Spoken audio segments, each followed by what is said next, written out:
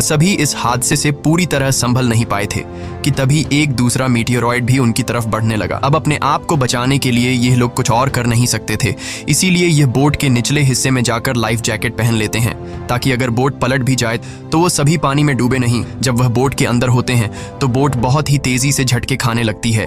वह सभी समझ जाते हैं कि अब यह लोग बच नहीं पाएंगे। तभी अचानक इन लोगों को एक जोरदार आवाज सुनाई दी और यह सभी बेहोश हो जाते हैं। जब इन्हें होश आया तो ये लोग पाते हैं कि ये लोग जिंदा थे। हालांकि इन्हें चोटें जरूर आई थीं, मगर हैरानी की बात यह थी कि अब उनकी बोट के अंदर कहीं छोटी बड़ी सुराखें हो चुकी थीं, लेकिन उससे पानी अंदर नहीं आ रहा था। अब जब यह पूरी फैमिली अपने बोट से बाहर आकर देखती है तो यह नज़ारा देखकर वह सभी हैरान रह जाते हैं। वह देखते हैं कि उनकी बोट के नीचे पानी ही नहीं, उनकी बोट के आसपास जमीन पर मछलियां पड़ी थीं और उनकी बोट एक वीरान पहाड़ी इलाके में थी, जैसे यह लोग किसी दूसरी दुनिया में आ गए हों। यह जगह पूरी तरह से बदल चुकी थी।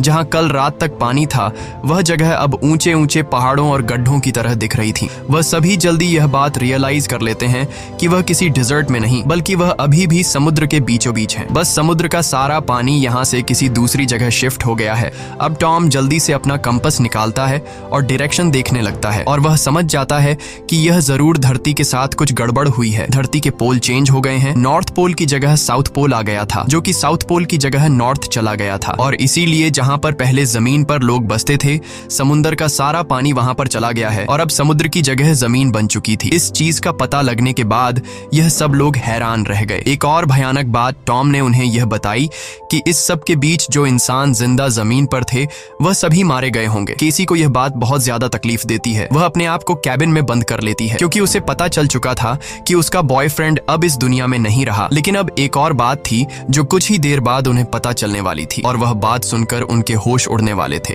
खैर अब जूली यहाँ पर